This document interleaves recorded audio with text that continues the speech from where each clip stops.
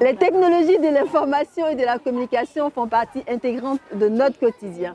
Elles ont également investi l'école ivoirienne.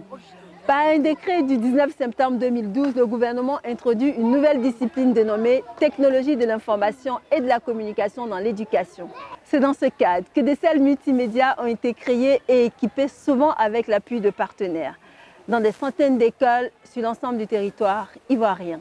Nous sommes justement dans l'une de ces écoles, équipée d'une salle numérique appelée École numérique intégrée au groupe scolaire Dieloukou, située en plein cœur de la commune d'Atekoubé. Alors, bienvenue dans...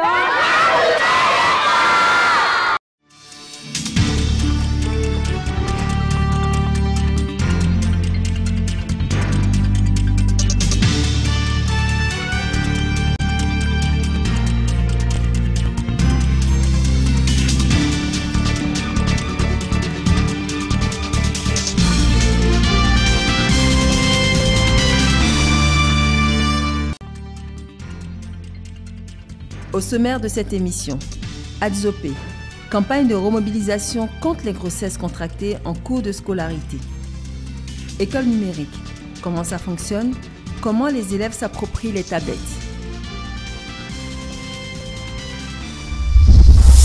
Bonjour et bienvenue dans ce nouveau numéro de votre émission Ma Nouvelle École, l'émission des hommes et des femmes qui bâtissent l'école ivoirienne. L'école contribue au projet d'une société de l'information et de la communication pour tous. Il s'agit de généraliser dès le plus jeune âge l'usage et la maîtrise des outils numériques. Mais cela ne les empêche pas non plus de lire des livres. Vous verrez tout à l'heure comment cela est mis en pratique à la médiathèque Henriette Dagri-Diabaté à Atekoubé. Mais avant, je vous invite à vous pencher sur le fléau des grossesses contractées par des élèves en cours de scolarité. Alors que la campagne de sensibilisation qui ciblait les jeunes et les adolescents avait en 2014 permis d'obtenir des résultats encourageants, les statistiques de l'an dernier présentent à nouveau un sombre tableau de stagnation de ces statistiques. La direction des mutualités et des œuvres sociales en milieu scolaire DEMOS a donc décidé de relancer une campagne de mobilisation en ciblant cette fois toutes les couches sociales et toutes les générations dans les campagnes. À Azopé, à l'est de la Côte d'Ivoire, la campagne porte ses fruits. Lancée le 28 février 2013 pour une phase expérimentale de 2 ans, de 2013 à 2015, la campagne Zéro grossesse à l'école avait permis d'obtenir des résultats encourageants. Au nombre des régions qui ont connu un succès dans la lutte contre le fléau, la direction régionale d'Azopé se place en tête. Quelles sont les méthodes qui ont permis à Azopé d'afficher ces bons résultats? À notre arrivée dans la ville d'Azopé, la directrice régionale de l'éducation de la zone, Madame Nguesso, nous confie ses secrets. Nous avons mis en mission notre service pour que nous puissions encore sensibiliser. Et nous l'avons fait en partenariat avec les ONG que j'ai trouvées sur place et surtout le service médico-scolaire pour que nous ayons des campagnes de sensibilisation. Ce que nous avons fait, mais plus encore, nous avons lancé ces défis, c'est-à-dire recenser ces grossesses, voir les actions à mener afin de permettre à nos jeunes filles d'avoir encore plus d'informations sur ces grossesses en milieu scolaire. C'est pour cela que des campagnes ont été organisées, des campagnes, des conférences, et même plus, nous avons essayé de redynamiser les clubs qui étaient à l'intérieur des structures. Pour commencer, on va d'abord définir certaines notions. Première halte au collège Yapi Joseph d'Azopé. Sur place, nous trouvons le responsable local de la direction de la mutualité et des œuvres sociales du ministère de l'Éducation nationale en séance de sensibilisation avec les élèves membres du club santé. Mais pour éviter ces grossesses, il faut qu'on soit instruit sur ce que c'est que la sexualité. Maintenant, vous les filles, connaissez d'abord ce que c'est que la sexualité. Qu'est-ce que vous devez savoir? Vous devez connaître d'abord votre corps. Ça commence par quoi, les filles? Il y a le développement des signes, le pousser des aisselles. Très bien. Voilà. Le club santé est c'est un club scolaire qui se charge de l'éducation des pères. Bien auparavant, il y a une formation de base qui est faite à notre niveau. Les amis et les frères et les élèves sont informés sur un thème. Aujourd'hui, nous avons échangé sur la petite causerie de famille. Et c'est lors de cette causerie qu'on échange avec ces élèves pour pouvoir, à leur tour, qu'ils vont transmettre cela aux pères éducateurs qu'ils sont. Ils vont transmettre cela à leurs frères et sœurs dans les établissements afin de relayer la communication au niveau de la sensibilisation pour le changement de comportement. Ce que je voulais ajouter comme conseil à mes camarades est que quand on atteint l'âge de 18 ans, comme on le dit, l'âge de la puberté, la première des choses, n'ayez pas peur de causer avec les parents. Si on a un problème, on peut passer directement voir les parents, comme on appelle les petites causeries de famille. N'ayez pas peur des parents. Quand tu as un problème, papa ou maman, voici telle chose, suivez plutôt ce que les parents disent. On dit, papa même est bavardé, il bavarde, mais ce qu'il dit est vrai. Des jeunes filles, élèves qui ont été victimes de grossesse en cours de scolarité ont accepté de témoigner à visage découvert afin que leurs camarades prennent conscience des difficultés qu'elles ont rencontrées quand elles étaient enceintes. L'élève Mafa Diana est aujourd'hui en classe de terminale. J'étais en classe de première où j'avais pris ma grossesse. Concernant la grossesse en milieu scolaire, même si moi j'ai été victime de ça, mais je conseille à mes camarades de ne pas faire comme moi parce qu'il y a des difficultés qu'on rencontre dedans. Par exemple, ça empêche de venir au cours. Quand je vois mes amis de la classe de première qui ont leur bac, ça me fait mal parce que j'ai perdu un an à la maison. Si pour Diana, les choses ont été moins difficiles, pour l'élève Kofi Tekia Béatrice, élève mère d'un enfant de 7 ans, sa grossesse lui a fait perdre 2 années de scolarité.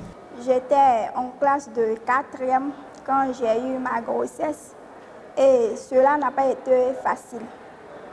Les parents, pour la première fois, ils n'ont pas été d'accord, mais comme le mal est déjà fait, ils étaient obligés d'accepter. L'auteur aussi, n'a pas refusé, mais au début, c'est moi, je ne voulais pas la grossesse. En fait, ça ne m'arrangeait pas pour mon cas. Non, je ne voulais pas. Mais il a insisté à ce qu'on laisse cela, que ça soit comme ça. J'étais restée à la maison pendant 2 ans. Cela m'a beaucoup fait mal parce que j'ai perdu des années. Mes camarades avec qui j'ai fait la 4e, elles se sont retrouvées en 3e et moi, je suis restée derrière. Quand tu es une petite fille et qu'on te parle, tu ne veux pas écouter. Ce sont les choses que tu subis en cours de route. Je dis à mes camarades de ne pas faire comme moi, de suivre les conseils, de se préserver. C'est vrai, quand tu as l'âge d'avoir, de sortir avec un homme, tu peux le faire, mais il faut te préserver. Nouvelle étape au lycée moderne 2 d'Azopé. Ici aussi, la sensibilisation est de mise.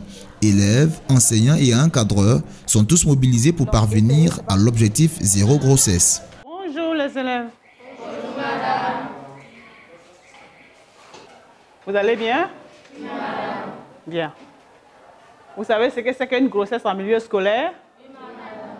Quelles sont les conséquences d'une grossesse en milieu scolaire? Madame, les conséquences que la grossesse en jeune, c'est de s'exclure de l'école. Qu'est-ce que vous devez donc prendre comme précaution pour ne pas tomber en grossesse? Oui? Les dispositions que nous devons prendre pour éviter les grossesses en milieu scolaire, c'est de s'abstenir ou de se préserver. Très bien. Au lycée moderne d'Azopé 2, depuis plus de 7 ans que je suis ici, nous menons des campagnes de sensibilisation au niveau des élèves filles et aussi parfois au niveau des élèves garçons pour éviter qu'il y ait trop de grossesses dans notre établissement. Dans les années 2013-2014, nous avions près d'une douzaine de grossesses en milieu scolaire, notamment au collège moderne d'Azopé. Et cette année, tout comme l'année passée, nous n'avons eu que 3 grossesses en milieu scolaire ici, dans notre établissement. Il arrive souvent qu'un professeur soit absent permissionnaire, alors je demande aux éducateurs ou aux éducatrices d'entretenir ces classes-là en les sensibilisant sur les grossesses en milieu scolaire. Ce sont des enfants du premier cycle que nous avons ici. Si déjà on leur parle de préservatif, ça veut dire qu'on leur permet de faire ce qu'il ne faut pas faire. Donc il faut insister sur l'abstinence. Je crois que c'est le seul moyen qui permet d'éviter les grossesses en milieu scolaire.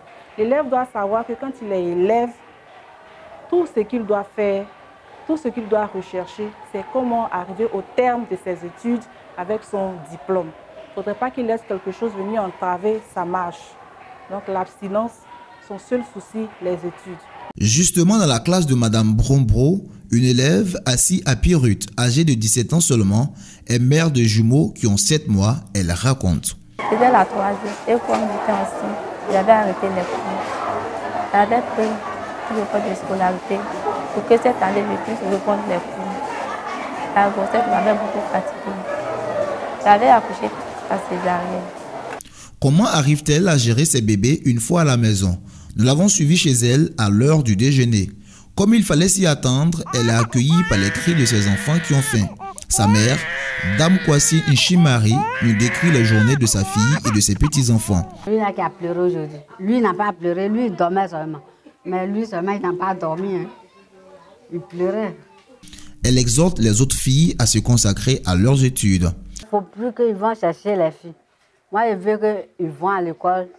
Là, après ça, maintenant, si il veut faire enfant, il peut faire beaucoup d'enfants. Mais aller à l'école et puis aller assenter les filles, ce n'est pas bon. Parce que ça, c'est fatigant. Toi, garçon, tu n'as pas d'argent, tu es élève. L'autre aussi est élève. Comment nous allons faire? Ça nous fatigue. C'est un accident, mais désormais, il ne faut pas qu'elle va recommencer encore, je lui ai dit. Parce que ça c'est fatigant. Hein. Elle a les 2 enfants et puis je suis seule. Quand elle va à l'école, les enfants pleurent. Je ne sais même pas comment faire. Tu vois, ça me fatigue. Moi, je donne aussi conseil à les autres de ne pas faire ça. Pour Mme Joséphine Ouattara, directrice de la mutualité des œuvres sociales du ministère de l'Éducation nationale, il revient aux chefs de communauté et aux leaders d'opinion locaux d'accompagner les efforts du ministère dans cette campagne de mobilisation contre les grossesses en milieu scolaire. Pour une campagne multidimensionnelle contre les grossesses en milieu scolaire ou les grossesses en cours de scolarité, la campagne a été dénommée la campagne Zéro grossesse à l'école. Plusieurs activités ont été menées relativement au plan accéléré de réduction des grossesses en milieu scolaire élaboré à cet effet.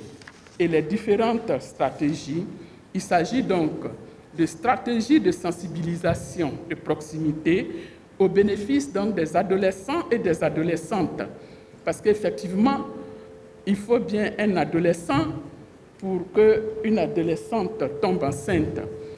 Les sensibilisations également à travers les techniques d'information et de communication avec la mise en place d'une ligne d'appel d'urgence gratuite, la ligne 107, lancée par Madame la ministre de l'Éducation nationale le 6 juin 2014. Et cette ligne-là est pilotée par la DEMOS. Zéro grossesse à l'école. Au-delà du slogan, c'est un objectif majeur qui doit contribuer à maintenir les jeunes filles dans le système scolaire le plus longtemps possible et de poursuivre une scolarité sereine. L'un des multiples programmes de la politique d'obligation scolaire. Voilà, nous sommes de retour ici dans la médiathèque Henri Dari Dabatié d'Actoukoubé où depuis l'année dernière, une école numérique a ouvert ses portes au sein du groupe scolaire Djeloukou avec l'appui d'une fondation partenaire à la grande joie des enfants et du personnel enseignant. Nous allons ensemble découvrir comment fonctionne une école numérique, comment se fait l'apprentissage sur des tablettes. On va en mathématiques. On fait quoi? Thème 1. Nombre et opération. Tout le monde est là, au même niveau? Qu'est-ce qu'on a en leçon 1? On a vu quoi? Leçon 1. Les nombres de 0 à 20. On dit, fais une collection de 4 éléments et écris l'étiquette nombre. Tu es tout seul dans ton coin. Oh là là, tu es toute petite. Tu es en quelle classe? Je suis en classe de CM1. Oh là là là là, mais regardez, elle est au CM1. Attends, lève-toi, c'est pas possible. Moi, je dirais que tu es au CP1. Hein. Et tu es au CM1. Tu es sûre que tu es au CM1? Oui, madame. T'es sûre? Oui. Non. Qu'est-ce que tu fais? Il paraît que tu es très fort à ton tablette et tu apprends même à tes amis et tout à travailler sur la tablette. Mais tu es toute petite et tu es au CM1 déjà, alors qu'est-ce que tu fais? Je fais la table de multiplication. D'accord. Et qu'est-ce que tu préfères? Tu préfères faire la table de multiplication sur ta tablette ou en bas avec ton professeur? Je préfère faire avec mon professeur parce qu'il m'apprendra mieux. D'accord. Mais qu'est-ce que ça a changé pour toi? Parce que c'est l'année dernière seulement que vous avez commencé à travailler sur les tablettes. Quel effet ça t'a fait la première fois? C'est pour la première fois que je viens faire cette affaire. D'accord. Et comment tu as trouvé? J'ai trouvé ça génial. Génial. Et tu ne l'avais jamais fait, c'est la première fois que tu fais cette année? Oui. Tu commences les cours numériques alors? Oui. Et alors? Et qu'est-ce que vous avez appris? On a appris les mots. Et puis on a fait l'addition. Et puis c'est maintenant on est venu faire la multiplication. Et c'est la première fois que tu touches la tablette? Et déjà tu sais la manipuler? Non, j'avais une tablette à la maison, mais elle est gâtée. Elle est gâtée, d'accord. Et donc du coup, tu savais à peu près manipuler les tablettes? Oui, mais... Donc, voilà. Mais je ne sais pas manipuler trop ça. Parfois, ce n'est pas la même fonction que était dans ma tablette. Parce que l'autre tablette, c'est pour s'amuser et ça, c'est pour aller à l'école. C'est ça. Mais tu trouves génial quand même.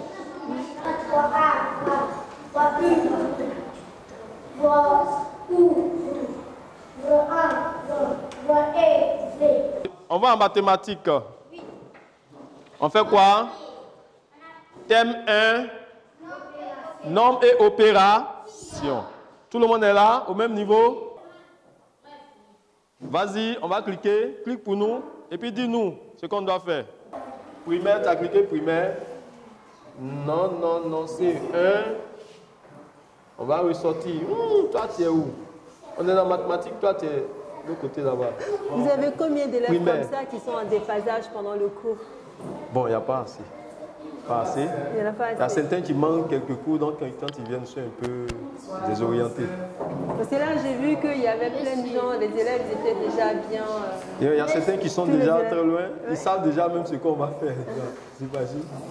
Et même ils font le choix même souvent de ce qu'on doit faire. Comme là, à partir d'ici, là, c'est comme des jeux. On est en train de jouer pendant qu'on travaille. Mais c'est le même programme qu'ils font en classe ou c'est un autre programme? Non, c'est le même programme. D'accord. C'est le même programme. Et comment vous savez que le professeur en bas s'est arrêté à un niveau pour le reprendre avec les élèves ici?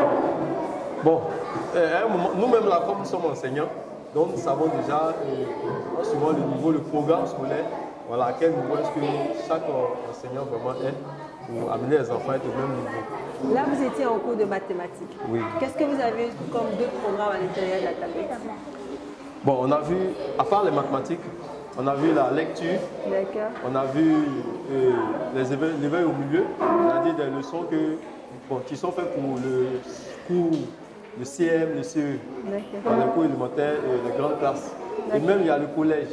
Donc là, vous avez plusieurs classes. Donc en fonction des classes, vous avez un programme dédié aux enfants. Aux enfants, c'est ça? Oui, c'est ça. Et dans ces programmes-là, à chaque fois, vous êtes au même niveau que le professeur qui donne des cours en bas. Exactement. D'accord. Bon, je crois qu'il avait posé une question. Tu veux poser quoi comme question? Vas-y. Tu vois quoi? Monsieur. Ressort. Elle a appuyé dans ton truc. Retourne. Oui, tu veux demander quoi? On dit la table de 2. Ouais, 2. Ouais, 2 ici. Voilà. Maintenant, regarde au tableau. C'est pareil, non? Alors. Faites glisser. Oui, faites monter. Regardez les enfants qui sont assis. Ça va? Oui. Suivez bien, on demande de faire quelque chose. Oui, lis-nous. Qu'est-ce qu'on dit de faire? Découvre. Oui, lis. Observe et dis le nombre de billes de chaque enfant. Bonjour, monsieur le directeur. Bonjour, madame. Regardez, je vous tends une tablette. C'est ce type de tablette que les enfants utilisent pour les cours d'école numérique dans cette école. Que pensez-vous de ce type d'enseignement? C'est un excellent outil pédagogique. C'est un outil si l'enseignant est bien formé sur l'utilisation de cet outil, si les enfants aussi sont bien formés, ça peut vraiment aider à améliorer la qualité de l'enseignement. La direction des technologies et des systèmes d'information a été créée il y a à peu près 3 ans et nous travaillons sur 3 axes principaux. L'informatisation de l'administration scolaire, la numérisation du système scolaire, l'intégration des technologies dans la pédagogie et l'enseignement des technologies comme matière dans le système éducatif.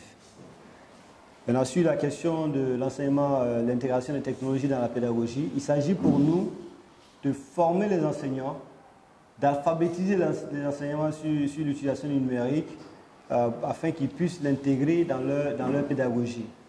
L'avantage aujourd'hui, c'est qu'avec la technologie, nous pouvons améliorer la qualité de l'enseignement parce que nous pouvons avoir accès à des ressources numériques qui sont libres ou des ressources préparées par le ministère, donc qui sont un appui, peuvent être un appui important aux enseignants dans leur salle de classe.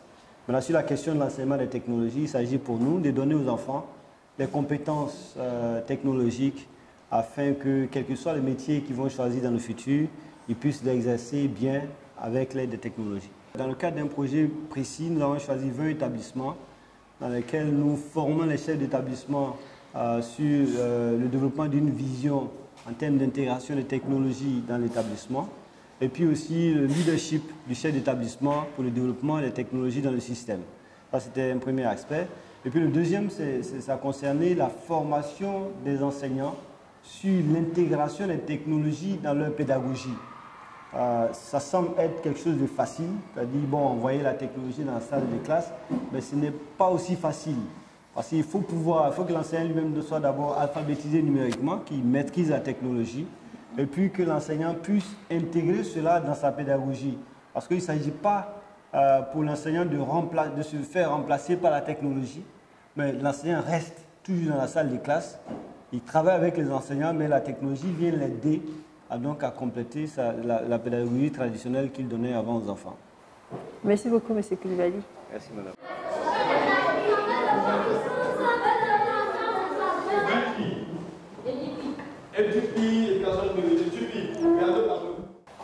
Voilà, nous venons de vous montrer comment fonctionne une école numérique, les programmes dans les tablettes, comment est-ce que les professeurs s'organisent pour donner l'enseignement, pour prodiguer l'enseignement à nos enfants.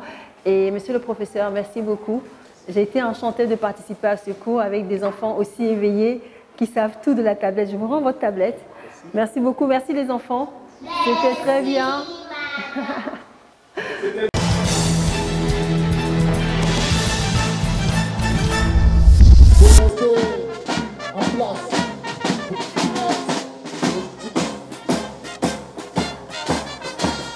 La 41e promotion des élèves officiers et sous-officiers de la police de la promotion 2017-2018 est opérationnelle.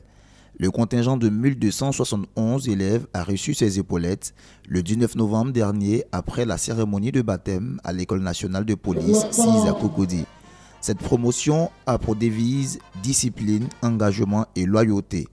La marraine Kandia Kamara, ministre de l'Éducation nationale, de l'enseignement technique et de la formation professionnelle, comme une mère à ses enfants, a prodigué de sages conseils à ses filleuls. Chers élèves officiers et sous-officiers de la 41e promotion, puisque vous m'avez choisi comme marraine, permettez que je vous parle avec mon cœur, comme une mère à ses enfants, sans faux fuyant. À partir d'aujourd'hui, vous intégrez la police de la République. Vous serez appelés à un devoir rigoureux qui ne pardonne aucune dérive. Vous devez vous caractériser par votre intégrité morale. En investissant l'espace public pour y faire régner l'ordre et veiller à l'application de la loi, vous serez épiés pour voir jusqu'à quel degré de noblesse vous dispose votre uniforme. Au chef de service, le ministre Sidi Diakité a demandé de poursuivre l'encadrement des nouveaux policiers après la formation acquise à l'école, signalant que des membres du gouvernement et d'autres personnalités civiles et militaires étaient présents à cette cérémonie de baptême et de remise d'épaulettes. Voilà, c'est la fin de cette émission. Merci de nous rester fidèles, mais surtout retrouvez-nous sur notre page Facebook. Et rendez-vous le dernier dimanche du mois prochain pour un nouveau numéro de votre émission Ma Nouvelle École.